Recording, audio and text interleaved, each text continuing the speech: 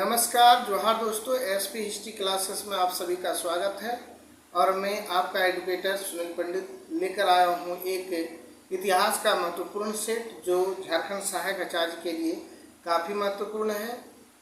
चलिए शुरू करता हूँ। कल मैंने 1 से 30 तक का क्वेश्चन दिया था, आज जो है 31 से लेकर 60 तक का प्रश्न रहेगा। चलिए शुरू करता हूँ।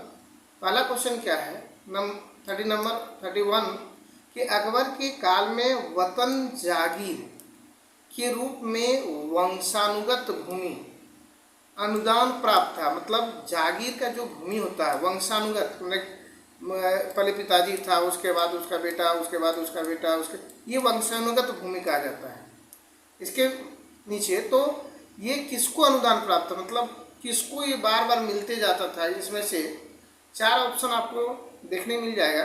ऑप्शन नंबर ए है अफगानों को है, बी में है ब्राह्मणों को है, सी में है राजपूतों को है और डी में है उपरोक्त में सभी।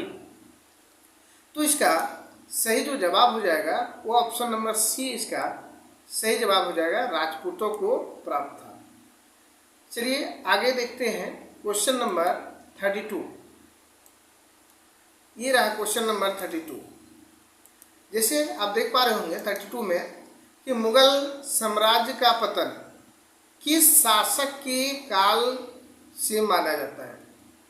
यानी मुगल साम्राज्य का जो पतन है, तो पतन जब शुरू हुआ था वह किस शासक के काल से ही माना जाता है। तो यहाँ आप देख पा रहे होंगे ऐसे नंबर 1 में है आपका औरंगजेब, बी में है फारुखसियार, सी में है बहादुर शाह जफर द्वितीय और डी में है इनमें से कोई नहीं। तो ऐसे तो मुगल साम्राज्य का पतन जो है, औरंगजेब की मृत्यु जब होती है 1707 ईस्वी में, उसके बाद से उसका जो उत्तराधिकारी होता है वहीं से शुरू होता है।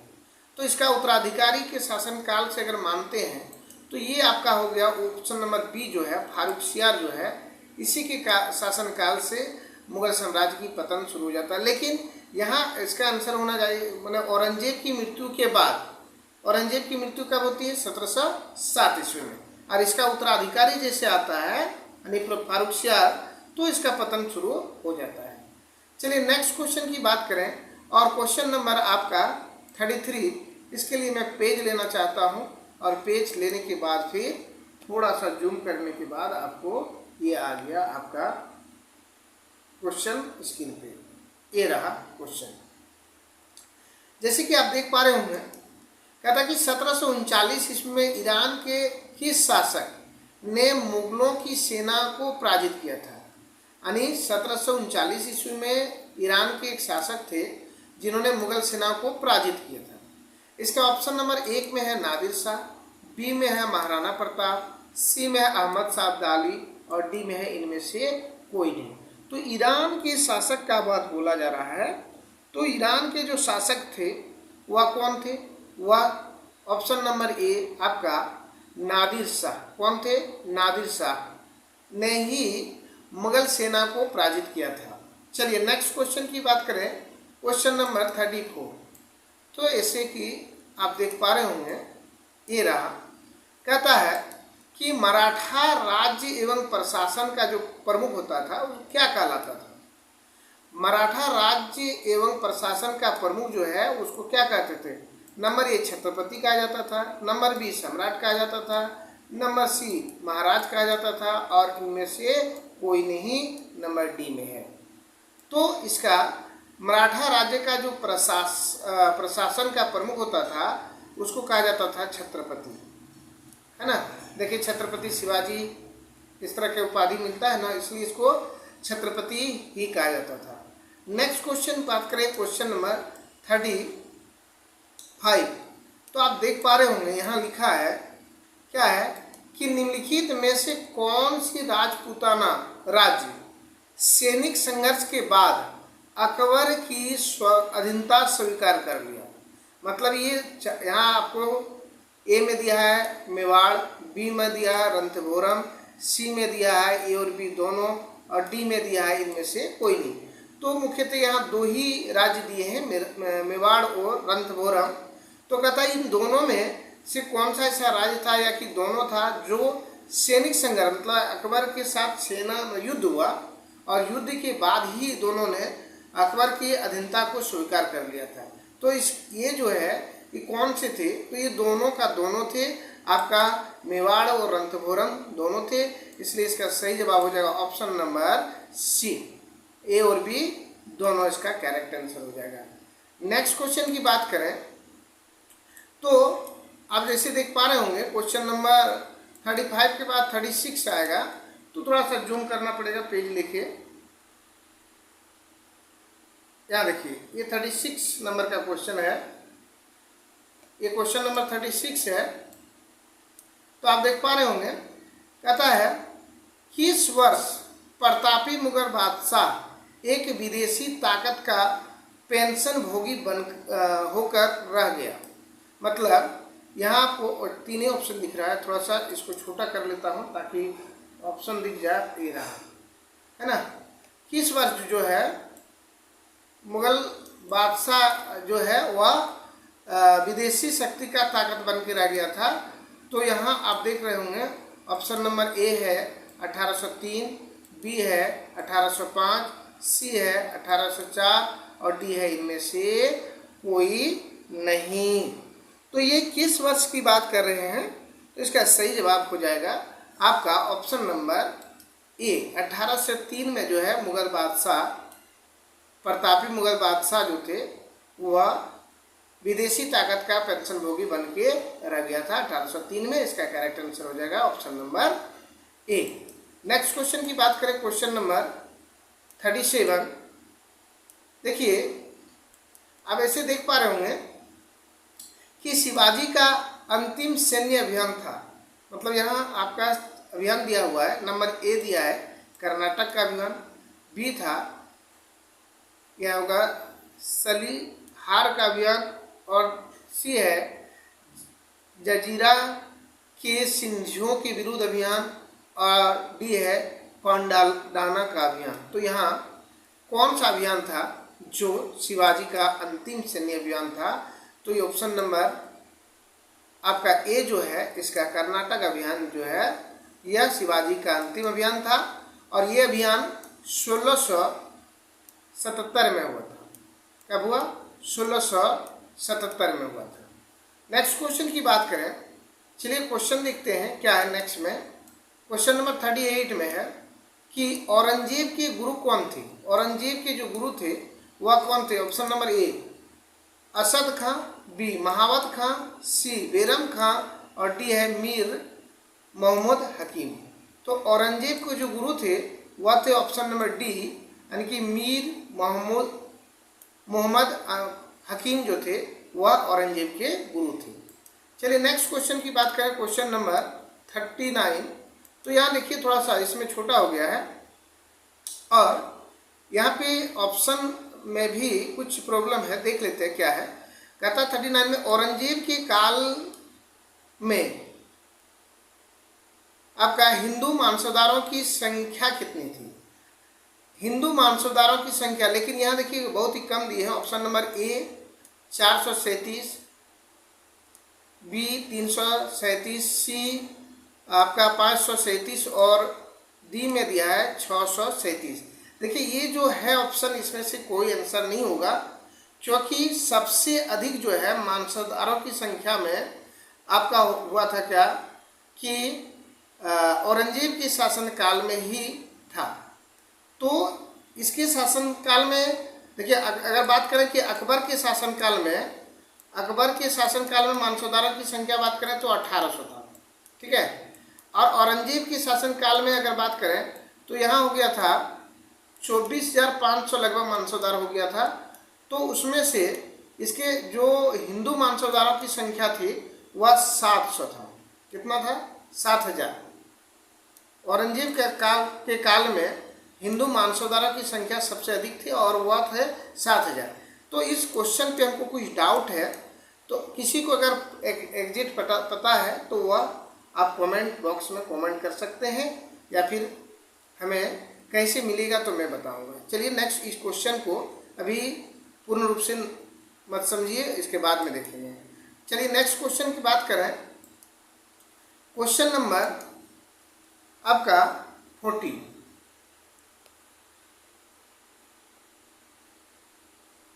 देखिए ये रहा आपका क्वेश्चन नंबर 40। कहता है कि लॉर्ड डलहौजी को कोहिनूर हीरा किस राजा से प्राप्त हुआ था। यानी कि लॉर्ड डलहौजी जो थे, इनका बात कर लें कि ये भारत का जो गवर्नर जनरल बन के आए थे। ये डलहौजी का शासनकाल कब था, तो 1848 से लेकर 1856 तक। तो ये जब भारत का आए उस समय इसको कोहिनूर हीरा मिला था। तो ये किससे मिला था। नंबर ए में राजा दिलीप सिंह से, बी में है माधवराज से, सी में है नादिर शाह से, और डी में है इनमें से कोई नहीं।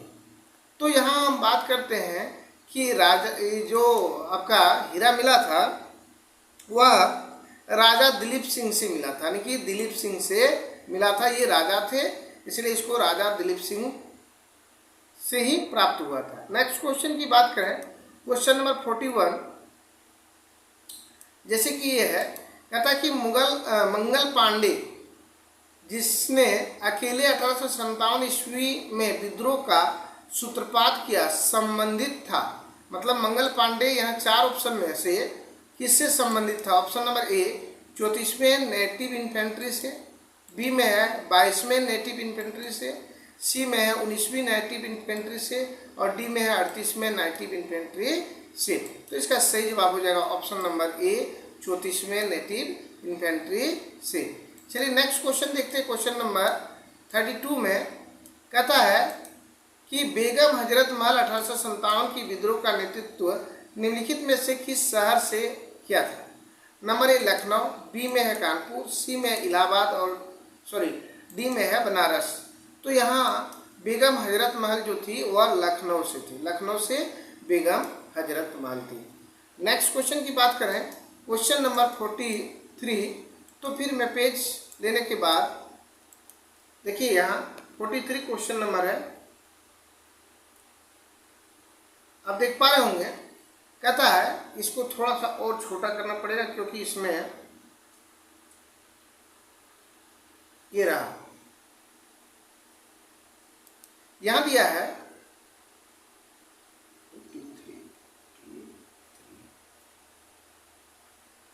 देखिए यहाँ क्या है कि कैबिनेट मिशन के तहत वर्गीकृत प्रांत की श्रेणियों क ख ग एवं घ में थी।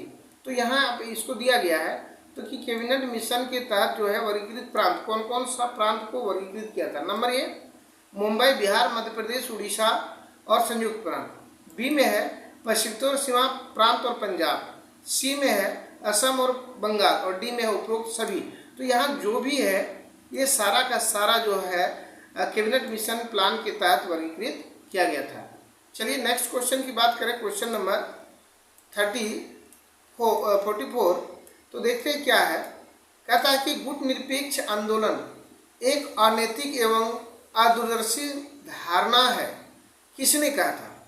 यहाँ ऑप्शन नंबर ए में है जॉर्ज मार्शल ने, बी में है इनसेन हुवेर ने, सी में है जॉन फॉस्टर डुलेस ने, और डी में है टी.आर. फॉक्स ने। तो इसका सही जवाब क्या हो जाएगा। इसका सही जवाब देखेंगे तो देख पा रहे होंगे कि इसका सही जवाब हो जाएगा option number C John Foster Dulles ने। ये इसका सही जवाब हो जाएगा option number C. Next question की बात करें, क्वेश्चन नंबर कितना 45। तो 45 के लिए पेज लेना पड़ता है। ये रहा आपका क्वेश्चन नंबर 45। कहता है नेपोलियन फ्रांस का सम्राट कब बना। Option number A 1804, B 1814, C 1810, D 1824। तो नेपोलियन जो था वह फ्रांस का सम्राट बन गया था आपका ऑप्शन नंबर ए 1804 ईस्वी में ही बना था। और इसने फ्रांस की राज्य व्यवस्था को सुव्यवस्थित करने के लिए एक कानून बनाया था जिसका नाम था नेपोलियन संहिता या नेपोलियन कोड या नागरिक संहिता। ये भी बना था आपका 1804 में ही। चलिए नेक्स्ट क्वेश्चन की बात करें। क्वेश्चन नंबर 46 ये रहा, कहता है कि मैं ही राजा हूँ, यहाँ दिया राज्य हूँ, और मेरे यहाँ राज्य नहीं बल्कि राजा हो जाएगा, राजा हूँ और मेरे शब्द ही कानून है। यह कथन किसका है? ये आप जब फ्रांसीसी क्रांति पढ़ेंगे तो इसमें दिया है लुई 16वां का है, लुई 14वां का है, सी में वाल्टेयर का है और डी में है रूसो का है। तो इसका सही जो जवाब हो जाएगा वो हो जाएगा आपका ऑप्शन नंबर बी, लुई 14वां का है। नेक्स्ट क्वेश्चन की बात करें, क्वेश्चन नंबर 47 में कहता है कि इटली प्रथम विश्व युद्ध में किसके ओर से शामिल था?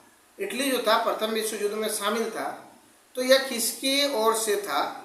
Question number A, option number ए है मित्र राष्ट्र, बी में है धुरी राष्ट्र और सी में है ए और बी दोनों और डी में है इनमें से कोई नहीं।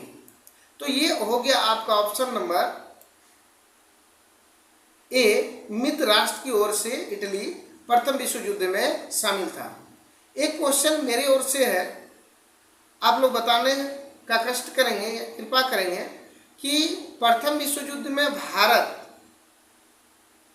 शामिल था या नहीं। अगर शामिल था तो वह प्रत्यक्ष रूप से था कि अप्रत्यक्ष रूप से था। मैंने प्रत्यक्ष का मतलब कि डायरेक्ट भाग लिए थे, या अप्रत्यक्ष का मतलब हो गया कि किसी देश के अधीन रहते हुए भाग लिए थे। ये क्वेश्चन आप लोगों के लिए है, जो भी मेरा वीडियो देख रहे हैं उसको अगर जानकारी है तो बताएंगे, नहीं तो फिर हम कमेंट बॉक्स में इसको बताएंगे। ये आप लोगों के लिए रहा कि वो भारत शामिल था या नहीं था, शामिल था तो कैसे और नहीं था तो क्यों नहीं था, और था तो कैसे, इसका कारण भी बताना है। चलिए नेक्स्ट क्वेश्चन की बात करें। नेक्स्ट क्वेश्चन है, कहता कि अमेरिका प्रथम विश्व युद्ध में कब शामिल हुआ? बहुत ही इंपॉर्टेंट क्वेश्चन है ये। क्वेश्चन बार बार पूछा जाता है कि अमेरिका जो है प्रथम विश्व युद्ध में शामिल हुआ था, और प्रथम विश्व युद्ध में जब ये शामिल हुआ तो कब हुआ था, इसके बारे में आपको बताना है ना। इसके बारे में बताना है कि प्रथम विश्व युद्ध में अमेरिका कब शामिल हुआ। नंबर ए 6 अप्रैल 1917 को, बी 5 अप्रैल 1917 को, सी 7 अप्रैल 1917 को और डी 9 अप्रैल 1917 को। सब एकदम क्लोजली डेट दिया हुआ है और 1917 को ही तो हुआ था ये, क्योंकि अमेरिका बहुत ही चालाक देश था। ये नहीं चाहते थे कि हम युद्ध में उलझ के और अपने आर्थिक स्थिति को खराब कर ले, लेकिन मजबूरन उसको आपको युद्ध में शामिल होना पड़ा। तो ये शामिल कब हुए थे? तो इसका सही जवाब हो जाएगा ऑप्शन नंबर ए 6 अप्रैल 1917 को अमेरिका प्रथम विश्व युद्ध में शामिल हुए थे। चलिए नेक्स्ट क्वेश्चन की बात करें। क्वेश्चन नंबर 49, तो देख पा रहे होंगे यहाँ आगे आपके स्क्रीन पर क्वेश्चन नंबर 49 ये रहा, रूसी क्रांति का ये क्वेश्चन है। चलिए देखते हैं क्या कहता है। क्वेश्चन नंबर 49 में है, रूस में जारशाही कब समाप्त हुआ? मतलब निरंकुश शासन व्यवस्था तो जो था, रूस की क्रांति का जो कारण था ये रूस में जारशाही शासन व्यवस्था या क्या निरंकुश शासन व्यवस्था, तो ये कब समाप्त हो गया था? तो नंबर ए में दिया है आपका 1917 में, बी में 1916 में, सी में 1915 और डी में है 1914। इन 4 ऑप्शन में से आप बता सकते हैं कि कब जो है रूसी क्रांति, रूस में जारशाही का अंत हो गया था। मैंने जारशाही, रूस के शासक को क्या कहा जाता है? एक क्वेश्चन और है, तो रूस के शासक को जार कहा जाता है। क्या कहते हैं? रूस के शासक को जार कहते हैं। और ये जार जो शासन कर रहा था इसको ही जारशाही शासन व्यवस्था कहते हैं। तो ये कब खत्म हुआ था? और रूस के जो संसद है या संविधान, उसको ड्यूमा कहते हैं। क्या कहते हैं? ड्यूमा कहा जाता है इसको, संसद को। तो ये जो अंत हुआ था, रूसी क्रांति जब हुई 1917 में, उसके बाद ही रूस में जारशाही का अंत हो गया था। इसका मतलब क्या हो गया ऑप्शन नंबर ए 1917 जो है ये राइट इसका आंसर है। चलिए नेक्स्ट क्वेश्चन की बात करें। क्वेश्चन नंबर ये रहा 15, कहता जर्मनी की ओर से द्वितीय विश्व युद्ध में प्रवेश करने वाले देश था। तो यहाँ आप देख रहे हैं जर्मनी की ओर से, तो पोलैंड, रूस, इटली, है ना, और उपरोक्त में सभी दिया हुआ है।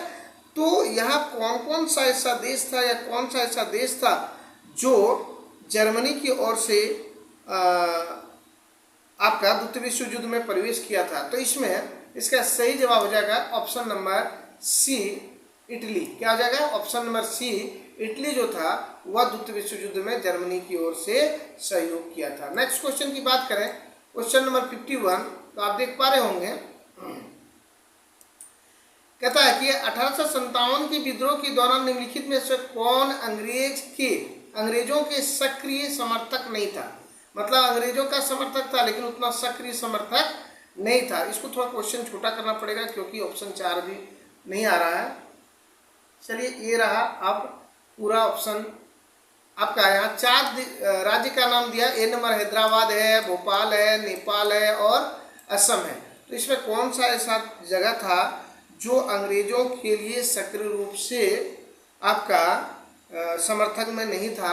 तो इसका सही जवाब हो जाएगा ऑप्शन नंबर ए, Assam, sorry option number D, Assam.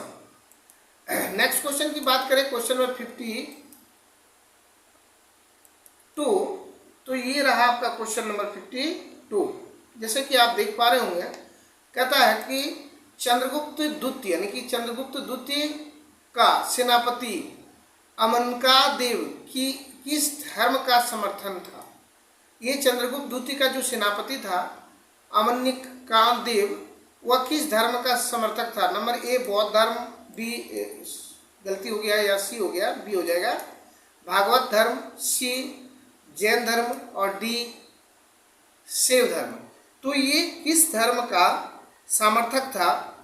तो यहाँ आप देख पा रहे होंगे कि ये जो थे इसका बौद्ध धर्म का समर्थक था। इसका मतलब क्या है कि ऑप्शन नंबर ए इसका करेक्ट आंसर है। नेक्स्ट क्वेश्चन की बात करें, क्वेश्चन नंबर 53 ये रहा।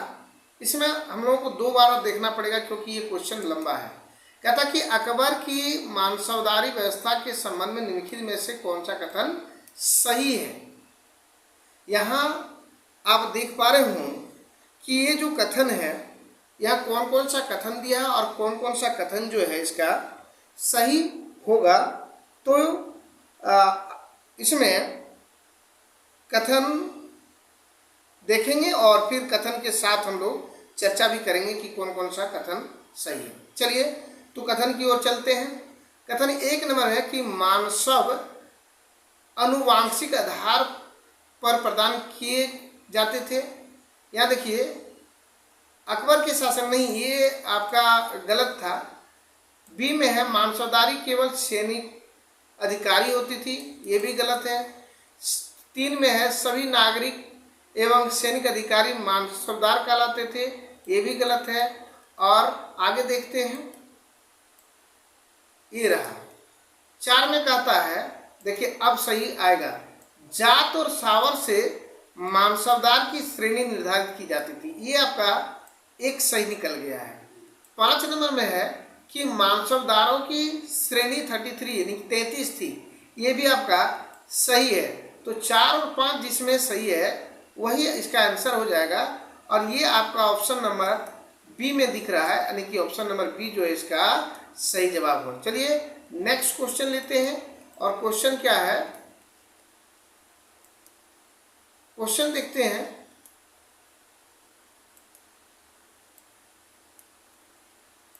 ये रहा क्वेश्चन, क्वेश्चन नंबर आपका 54 कि औरंगजेब पहली बार कब दक्कन का सूबेदार बना? औरंगजेब जो है वह दक्कन का सूबेदार सबसे पहले कब बने थे? तो ये जो दक्कन का सूबेदार बने थे औरंगजेब, तो इसमें क्या है आपका नंबर ए 1635, बी 1646, सी 1636 और डी 1630। तो यहाँ हम देख पा रहे हैं कि जो औरंगजेब है सबसे पहले दक्कन का सूबेदार बने थे 1636 ईस्वी में। इसका मतलब क्या है कि इसका सही जवाब हो गया option number C. Next question की बात करें, क्वेश्चन नंबर 55। क्या है क्वेश्चन नंबर 55? तो यहाँ हम देख पा रहे होंगे, ये रहा क्वेश्चन नंबर 55।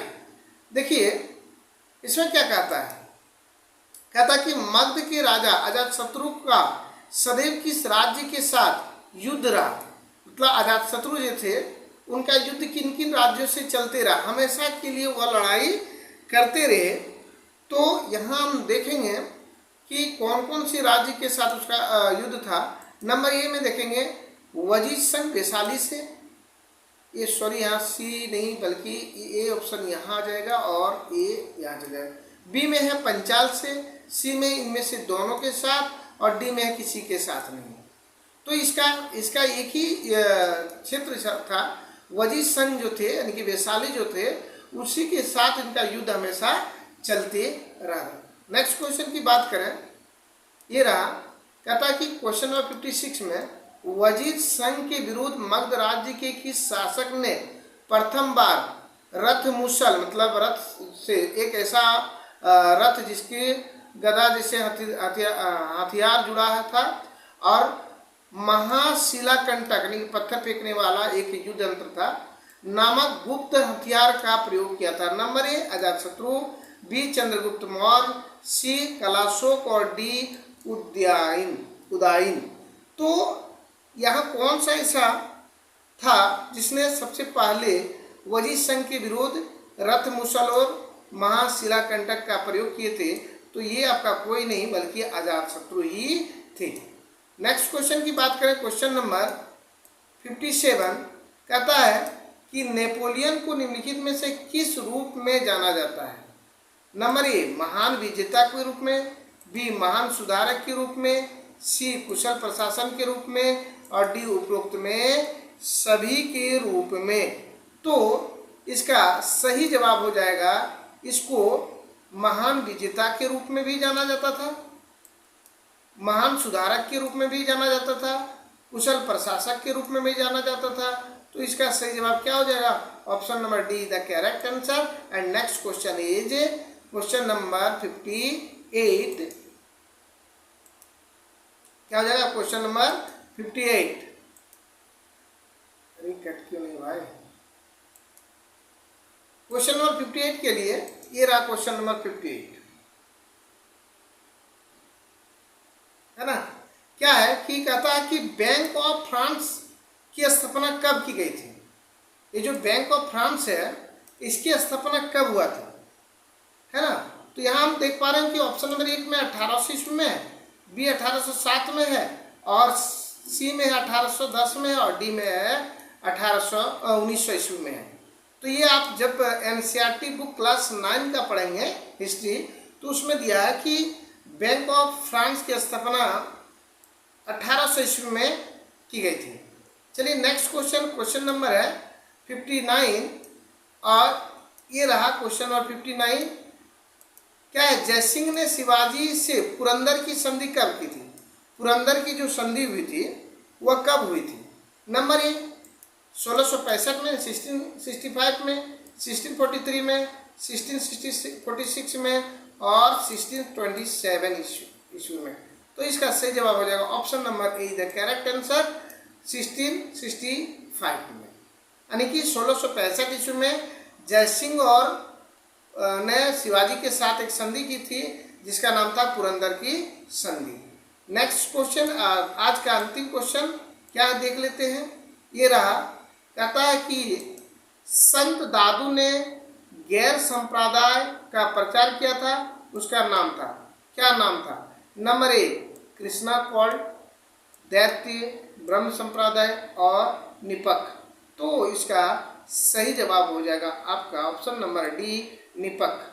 ठीक है, तो आज का क्वेश्चन, आज का वीडियो कैसे लगा आप कमेंट बॉक्स में जरूर लिखिएगा और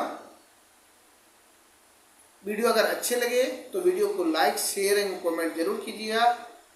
और चैनल पर अगर पहली बार है तो चैनल को सब्सक्राइब करना ना भूलें, ताकि वीडियो जो है आप तक सबसे पहले पहुँचे। चलिए मिलते हैं नेक्स्ट वीडियो में, तब तक के लिए नमस्कार, जय हिंद, जय भारत, वंदे मातरम।